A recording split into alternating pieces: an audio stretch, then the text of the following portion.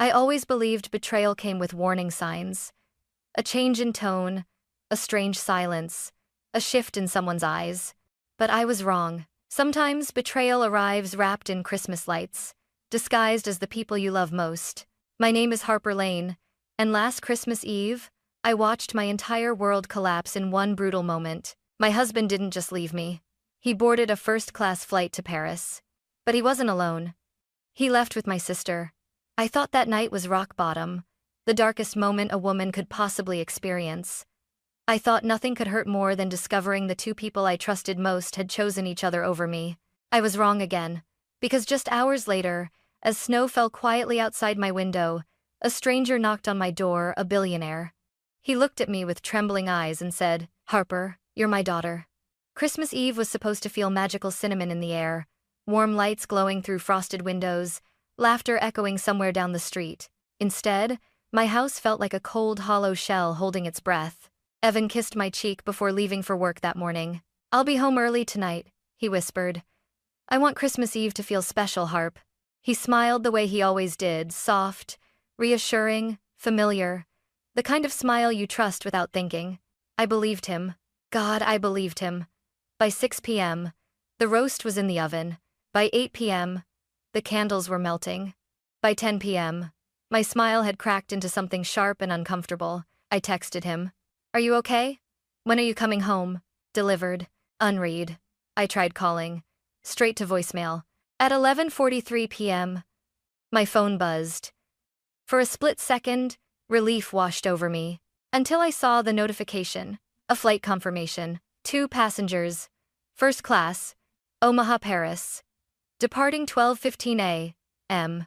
Passenger 1, Evan Lane. Passenger 2, Madeline Hart. My sister. My own sister. My heart dropped so violently I almost couldn't breathe. I reread the names over and over again, hoping the letters would rearrange themselves into something less monstrous. They didn't. The room spun. I grabbed my coat and keys without thinking, tears blurring everything. 15 minutes later, I was pounding on my parents' front door, snow whipping against my face. My mother opened it, startled. "Harper? Honey, what's wrong?" I shoved the phone into her hands. "Tell me this isn't real." My father appeared behind her, jaw tight. "Harper, it's late." "Where is Madeline?" I screamed.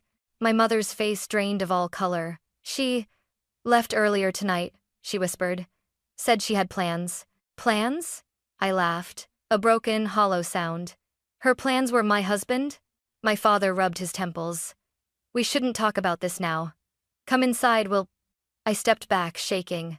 No. No more pretending. No more lies. I walked away before either of them could stop me. Back home, I collapsed onto the living room floor, staring at the Christmas tree Evan and I decorated just 3 nights earlier. The ornaments blurred through my tears, little wooden stars we bought on our first date, glass bulbs with our initials, the snowflake topper we argued about for almost an hour. All of it meaningless now.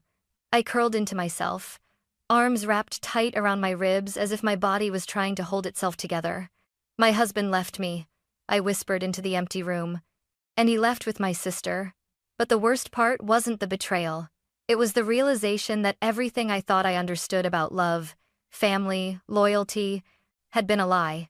And yet, even that heartbreak wasn't the end, because in less than 3 hours, someone would knock on my door. And the truth he carried would tear my world open all over again. I must have fallen asleep on the living room rug, because when I opened my eyes, the fireplace had dimmed into soft orange embers. My body ached from crying, and the clock on the wall blinked 2:13 a.m. For one blessed second, I forgot everything. Then the memory crashed back. Evan. Madeline. Paris. My breath hitched. And then, knock, knock. The sound sliced through the silence. I bolted upright. Who on earth would come to my house at this hour? My mind spun. Was it Evan? Was he here to apologize? A small, pathetic spark of hope flickered in my chest. I grabbed a heavy metal candle holder and crept toward the door. Another knock. Firmer this time. "Who is it?" I called, my voice shaking. A pause. Then a man's voice, deep, smooth but trembling at the edges. "Harper Lane?" I froze. I didn't recognize it. Heart hammering, I cracked open the door just an inch. A tall man stood on my snowy porch, silver hair dusted with flakes. A long black wool coat draped over his broad frame. His eyes, sharp, intelligent, strangely familiar, studied me as though he'd been waiting for this moment his entire life. "Yes?" I whispered. "Who are you?" He removed his gloves slowly, almost reverently. "My name is Alexander Hartwell," he said. My grip on the door tightened. Everyone knew that name. The Hartwell family controlled half the wealth in the tri-state area. Their empire was the stuff of news headlines and whispered rumors. But why was he here? Before I could speak, he took a shaky breath. "I know this must feel strange," he said softly. "But I think you and I need to talk." I frowned. "At 2 in the morning?" His eyes softened with something I couldn't place: regret? Hope? Desperation? "I'm sorry for the hour," he murmured. "But after what happened tonight, I couldn't wait another second." I stiffened. "What do you mean? What happened tonight?" He hesitated. "Your husband," he said carefully, "and Madeline." Ice shot down my spine. "How do you know about that?" I whispered.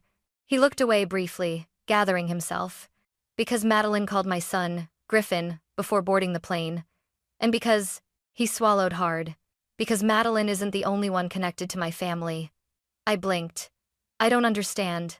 He stepped closer, lowering his voice, as if afraid the wind might hear him. "Harper, I've been searching for you for almost 30 years. My body went rigid. "You have the wrong person." He shook his head slowly. No, I don't." The snow swirled around us, and for a moment time felt suspended. Then he said the sentence that split my life in two. "Harper, I'm your father." The world tilted violently. I stumbled backward, gripping the doorframe. "My... what?" I breathed. He reached into his coat and pulled out a sealed envelope. "Before you slam the door in my face," he said gently, "please know I came with proof." My heart pounded so hard it hurt. My hands trembled as I stared at the envelope like it might explode. "This can't be real," I whispered. His voice cracked. "I lost your mother, Eleanor, 30 years ago. And then I lost you. I've searched for you every single day since." Tears filled his eyes, not dramatic, not forced, but raw, honest, terrifyingly sincere. "I didn't come to disrupt your life," he said. "But after what happened tonight, you deserve the truth. And I couldn't let you face it alone." For a long moment, neither of us moved. Then, against every instinct in my body, I opened the door wider. "Come in," I whispered. And as he stepped over the threshold, I had no idea that the truth he carried would change everything I thought I knew about love, family, and betrayal. This was only the beginning. Alexander stepped cautiously into my small living room, looking painfully out of place among thrift store furniture and half-melted Christmas candles. He didn't sit until I did, almost as if he feared scaring me into running. I crossed my arms tightly. "Start talking." He nodded once, slowly, as though preparing for something heavy. "Your mother's name was Eleanor Hartwell," he began, voice soft. "She was the love of my life." The way he said it made my chest tighten unexpectedly. "Not romantic. Mournful. She came from an influential family," he continued. "They hated me. Said I was too reckless, too public, too powerful. Eleanor didn't care, until she got pregnant." My breath caught. "With me?" I whispered. He nodded. "When you were born, she became critically ill. She didn't survive."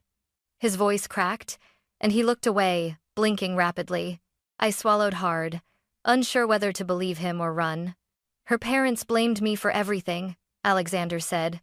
"They believed my world, the Hartwell Empire, was dangerous. They wanted you far away from it, far away from me."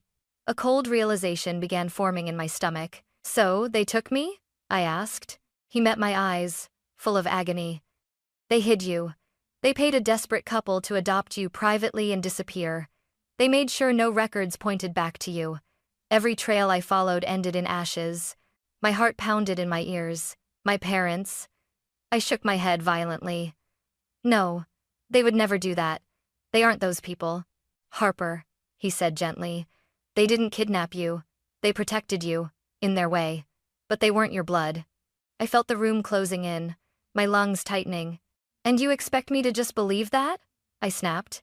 He exhaled shakily, reached into his coat, and handed me the envelope again. Inside was a document. "DNA results 99.8%.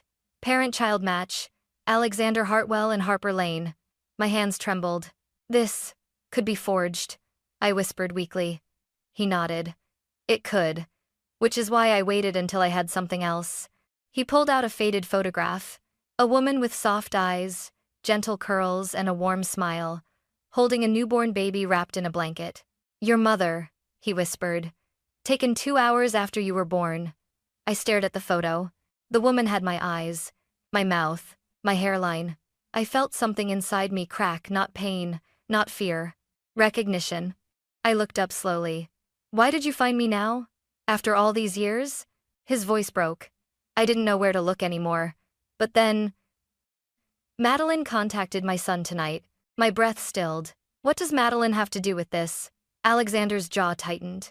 She mentioned a document. Something belonging to Eleanor. And she said it involved you directly. A chill swept through me. What kind of document? I'm not certain, he admitted. But if it's what I fear, it could expose secrets that many powerful people don't want uncovered. I stared at him, unable to process the weight of everything pouring into my life in a single night. My husband ran off with my sister, I whispered. Now you're telling me she's not even my sister? And that you're my father? Yes, he said quietly. I wish I could give you more time. But the truth won't wait, Harper. My throat tightened, tears forming again, but not from heartbreak this time. From the terrifying possibility that everything I ever believed about who I was a lie, and the even more terrifying possibility that this stranger was the only person telling me the truth. Part 4, The Family That Never Wanted Me, is approximately equal to 500 words. I didn't sleep. Not after hearing Alexander's words. Not after holding a photo of a woman who looked like me more than anyone ever had. By sunrise, I was standing on my parents' porch trembling, exhausted, but fueled by something dark and sharp pushing me forward. I didn't knock gently. My fist slammed against the door. My mother opened it, still in her robe, eyes swollen. She looked startled and strangely guilty. Harper? Honey, what? I shoved past her. We're not doing small talk today, I snapped. Where is Dad? He appeared in the hallway, stiffening when he saw me. Harper, we should sit down. No, I said coldly. You're going to answer one question, and you're going to answer it honestly. My voice shook with rage and betrayal. Am I your biological daughter? My mother instantly burst into tears. My father cursed under his breath and rubbed his forehead. Who told you that? He demanded. I laughed, a broken, furious sound. That's your answer? Who told you? My father's jaw clenched. We promised Eleanor's family we'd protect you. So, it's true? I screamed. Everything Alexander said, it's true? My mother sobbed harder. Harper, please. We raised you. We loved you. Did you? I shot back. Because now I'm starting to question everything. She stepped closer, reaching for me. I backed away. Tell me everything, I demanded. Now. My father exhaled heavily, collapsing into a chair like the truth had finally become too heavy to carry. You were brought to us when you were only a few days old, he said quietly. Your mother, Eleanor, she died. Her parents didn't want you anywhere near the Hartwell family. They were terrified of what that world would do to a child. So, they paid you to take me? My voice trembled. No, my mother whispered. They begged us. They wanted you safe. They believed Alexander would never stop searching. They feared he would drag you into their world. See, as their almond is very with the mind. I felt sick. And Madeline? I asked. They exchanged a slow, guilty glance. She found the adoption papers when she was 16, my father admitted. We told her not to say anything. But, he sighed, she changed. She became jealous, angry. My chest tightened painfully. She always thought you were special, my mother whispered. Chosen.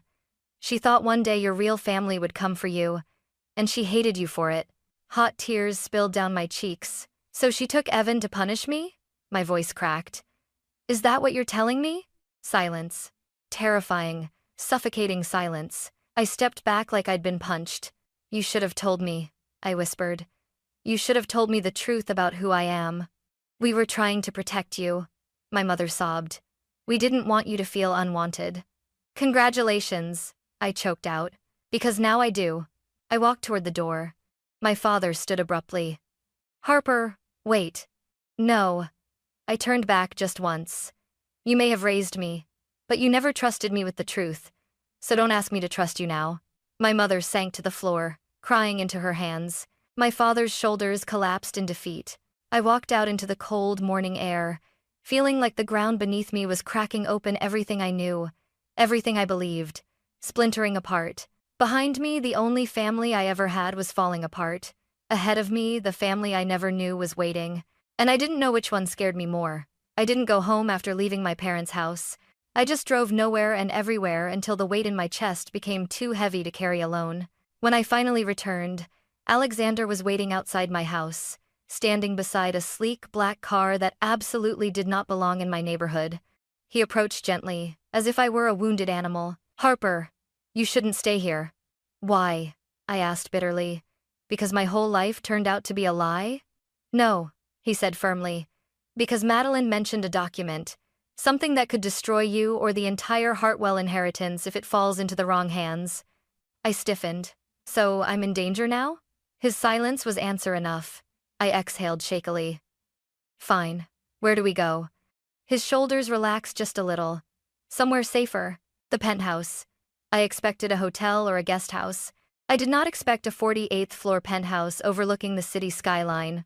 Floor-to-ceiling windows, marble floors, a soft hum of expensive silence. Welcome home, Alexander said quietly. I stared around, overwhelmed. This place is too much. It's temporary, he assured, until we know who else knows about you. That sentence made my stomach twist. The family photos. While Alexander made phone calls in the other room, I wandered through the penthouse. Every wall displayed photos, weddings, galas, yacht trips, charity balls, the Hartwell family living their perfect, glittering, exclusive life. And I wasn't in a single picture. I didn't belong in this world. Not yet. Maybe not ever. My eyes landed on one silver-framed photo, a woman with soft curls holding a baby. Eleanor. She had my eyes, my smile, my entire face. Something inside me cracked open. I'm so sorry, a voice said gently behind me. I turned. Alexander stood in the doorway, watching me with a softness I didn't expect. She loved you, he whispered. She wanted you. You were never unwanted, Harper. Remember that. I swallowed the lump in my throat. It's a lot to process. He nodded. I know. Then he hesitated. There's someone else you should meet. Enter Griffin Hartwell. The elevator chimed. A tall man, early 30s, sharp jawline, tailored coat, fury radiating from every inch, stormed into the penthouse. Dad, what is going on? You canceled 2 board meetings and… He froze when he saw me. Wait, isn't she the woman from the news? The one whose husband… Enough. Alexander cut him off sharply. Griffin scoffed. So what? You're rescuing random heartbroken women now? Alexander's face hardened. She is your sister. Silence. Griffin blinked. What? Half-sister? I corrected quietly. His face went pale, then red, then something between disbelief and panic. Dad, you can't just… This is insane. You're saying she's part of the family? Alexander's voice was unwavering. She is family. Griffin dragged a hand through his hair. This changes everything. Legally, financially, publicly. I stepped back, overwhelmed. I don't want anything from you. Griffin stared at me for a long moment, then softened just barely. Look, he said, sighing. I'm not great at whatever this is, but if Dad says you're family, then… He exhaled deeply. I'll try. It wasn't affection, but it wasn't hostility anymore, either. Just confusion. And maybe, possibility, the shadow of Madeline. As Griffin left the room, he paused. Oh, Dad? Did you tell her about the document? Alexander tensed. Not yet. Griffin nodded grimly. Then she needs to know soon. Because Madeline isn't playing games. My stomach clenched. What document? I asked. Alexander exchanged a worried glance with Griffin. And that's when I realized Madeline hadn't just run off with my husband. She had run off with secrets worth billions. And she wasn't done destroying my life. Not even close. On the 3rd morning in the penthouse, I woke to the sound of Alexander arguing with someone in the hallway, low, urgent, controlled but shaking with something close to panic. I slipped out of bed and cracked open the door. "It's confirmed," Griffin hissed. "The image is real." "God help us," Alexander whispered. My heart thudded painfully. "What image?" They both turned. Alexander's expression was grim. "Harper, we found the document Madeline hinted at." He handed me a tablet. My breath caught. On the screen was a scanned copy of a handwritten will. Last will and testament, of Eleanor Hartwell. My pulse pounded in my ears as I scrolled. And then I saw it. "I leave my share of the Hartwell empire, including all voting rights and inheritance, to my daughter, Harper Eleanor Hartwell." My hands began to shake. "Wait, this says I'm the sole heir," I whispered. Alexander nodded, eyes haunted. "Yes. Eleanor signed it weeks before she passed. We never knew it existed." My voice came out, barely audible. "But doesn't that override your will?" Alexander swallowed hard. "Yes." It landed on me like a weight. The Hartwell empire. Billions. Control, power, influence. And suddenly, I understood why Madeline had run, not just out of jealousy, not just out of spite. She had found something world-shattering. Something dangerous. Griffin dropped onto the couch, rubbing his face. "This will could break the entire family apart. Investors, the board, the media, everyone will go insane if this gets out," I whispered. "But I don't want it. I don't want any of it." Griffin glared at me, but not unkindly. "Want it or not, you have it. And Madeline knows that." Before I could respond, Alexander's phone buzzed. He glanced at the screen and went pale. "It's her," he whispered. He put it on speaker. Madeline's voice filled the room, bright and venomous. "Hope you're enjoying your little family reunion, Harper." My stomach twisted. Madeline laughed softly. "Oh, relax. I'm not calling to gloat. I'm calling to warn you." Griffin scoffed. "You mean threaten." "Semantics," she purred. "Anyway, you've seen the will now, haven't you?" Alexander roared. "Madeline, this isn't a game." "Oh, but it is," she cut in sharply.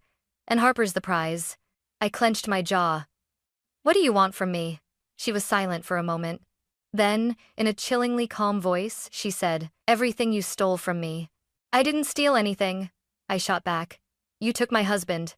And you're about to take my future," she snapped. Griffin stepped forward. "You're insane if you think—" "Shut up, Griffin. You always thought you'd take over the company one day. Guess what? Daddy Dearest lied. Harper is the real heir, and I'm not letting some charity case princess walk into a billion-dollar crown." Alexander's fists tightened. "Madeline, you have no idea what you're doing." "I know exactly what I'm doing," she said coldly. And then she ended the call. The room felt colder, darker, as if the walls themselves had shrunk. I stared at Alexander. "At what point does this stop being about family and start being about war?" He exhaled shakily. "I'm afraid we already crossed that line." The break-in. That night, as I sat on the sofa clutching a mug of untouched tea, the penthouse alarm shrieked. Red emergency lights flashed along the walls. Griffin sprinted into the living room. Someone bypassed the security grid. My heart jumped into my throat. "You said this place was secure?" "It is," he barked. "Which means the person who broke in knows the system." Alexander ran toward the control room. "Stay with Harper." Heavy footsteps echoed down the hallway, slow, purposeful, terrifying. I grabbed the nearest bookend as a weapon. Then a familiar voice drifted through the shadows. "Well, isn't this a charming little family moment?" Madeline stepped into the room, smiling, holding something behind her back. My blood turned to ice. Madeline stood at the end of the hallway like a specter, jaw tight, eyes bright with something feverish, triumphant, unhinged. Snowflakes clung to her coat, melting slowly and dripping onto the marble floor. She looked like she had walked straight out of a nightmare. "Hi, Harper," she purred, stepping closer. "Miss me?" Griffin immediately positioned himself between us. "How the hell did you get past our security?" Madeline smirked. "Please. I dated 2 of your security contractors. Do you think I didn't get the access codes?" Alexander thundered forward. "Madeline, you are trespassing. Put down whatever you're hiding and leave before I—" "Oh, father," she cut in with a cold laugh. "You don't get to threaten me anymore. Not when I have this." She pulled out the age document from behind her back. Eleanor's will. The one that named me as the sole heir. She dangled it casually between 2 fingers. Griffin lunged, but she stepped back, flicking open a lighter. A thin flame danced inches beneath the fragile paper. "Try it," she warned. "I'll burn it before you blink." My breath caught in my throat. "Madeline, what are you doing?" "What I should have done years ago," she screamed, her voice echoing across the penthouse. "You ruined everything. You were the chosen one, the one they whispered about, the one they feared would be taken away. And I was just the spare, the filler, the replacement child." I stepped forward, trembling. I didn't know. I didn't even know I was adopted. "That's the point," she shrieked. "You didn't have to try. You didn't have to work. You just existed and everyone loved you more." Tears stung my eyes. "That's not true," she laughed bitterly. "Then why did Mom and Dad panic when I found the adoption papers? Why did they cry when they talked about you?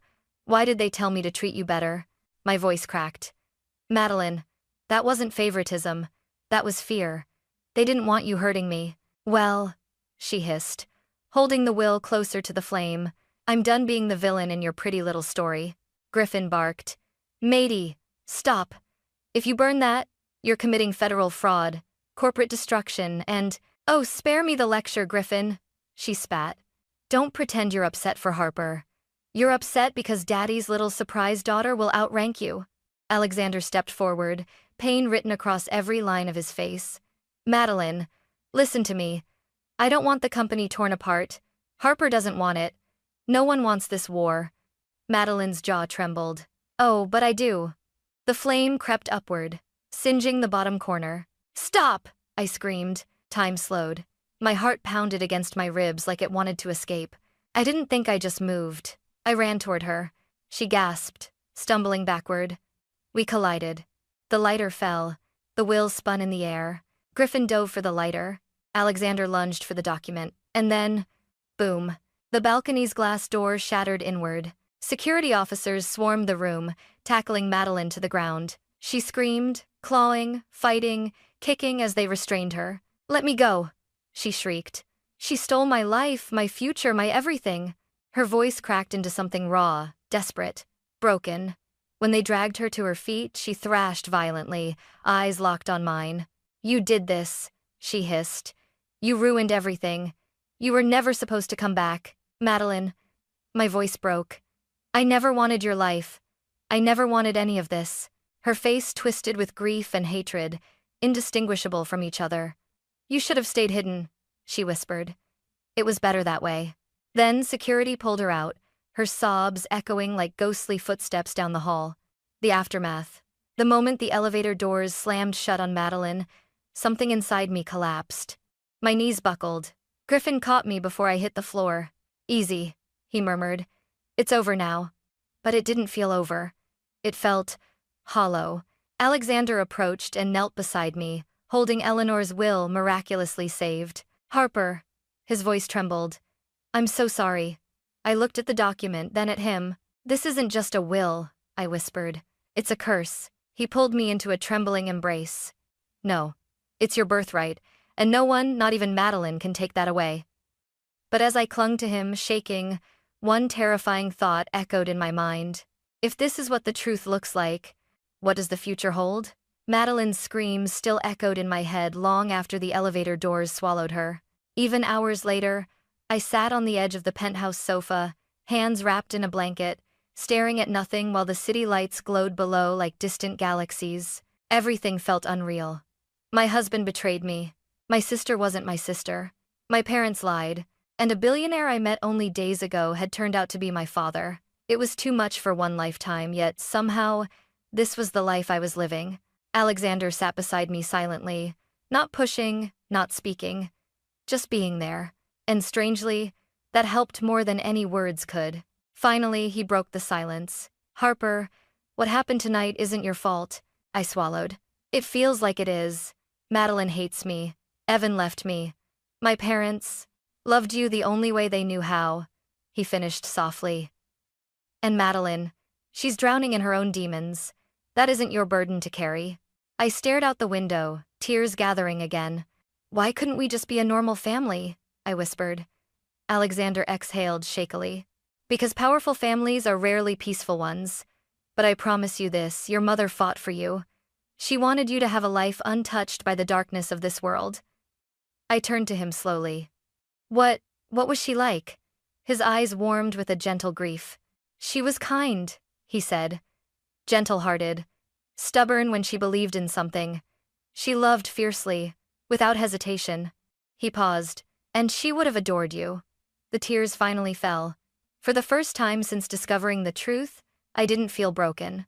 I felt connected, rooted, seen. The legal aftermath. The days that followed moved like a storm in slow motion. Madeline was charged with breaking and entering, attempted destruction of legal documents, corporate extortion, and multiple counts of harassment. Evan stayed in Paris, sending one pathetic email. "I'm sorry, I got confused," which I deleted without reading. I filed for divorce. My parents tried calling. I wasn't ready to answer. Maybe someday. But not now. Meanwhile, Alexander filed a petition in court to restore my birth name, Harper Eleanor Hartwell. Seeing it written on legal documents felt surreal, like stepping into a life I'd never asked for, but somehow always belonged to. Eleanor's will was validated. My inheritance confirmed, but I refused the power. I don't want control of the empire, I told Alexander and the lawyers. I want my life back, not a corporation. Alexander smiled softly. That's exactly why you deserve a place in it. I agreed to take a seat on the board, symbolic, ceremonial, nothing more. And for once, it felt like the right choice. Family, redefined. Griffin changed too. The hostility he first had melted away into something unexpected. Protectiveness. Even brotherhood. One evening, he knocked on my door awkwardly. I bought you this. He handed me a mug that said, "World's okayest sister." I laughed so hard I nearly cried. He scratched his neck. "It's stupid, I know. It's perfect," I said, hugging the mug to my chest. That hug, our first real one, felt like the start of something new. Something real. Christmas. 1 year later, Alexander stood by the fireplace, holding a small velvet box. "It belonged to Eleanor," he said, placing it gently in my hands. Inside lay a delicate silver necklace with a single engraved letter. "E. For Eleanor," he whispered. "And for you." I fastened it around my neck, fingers trembling. "It's beautiful," I whispered. He smiled with gentle pride. "So, are you?" Griffin lifted a glass. "To family. The real kind." We clinked glasses as the snow fell outside, soft, quiet, peaceful. The kind of snow that makes the world feel clean again. And standing there between my father and my brother, wrapped in warmth I never expected to find, I finally understood. I didn't just survive. I transformed. I became Harper Hartwell. Daughter, sister, stronger than every storm that tried to break me. And this time, I wasn't alone.